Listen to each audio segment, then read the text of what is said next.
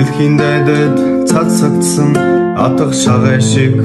сатамэн дэнсэлсэн түүхийн ганцнаас гэгдэж хочирсан олон мэн дэмшилтэй урал цайдагаан зэргэлээ гэж бодорой бисэн датсан унах шиг Монголон тэгээд ирээрээ хорван удамд шидэгдсэн цагаан цүү шиг сатамэн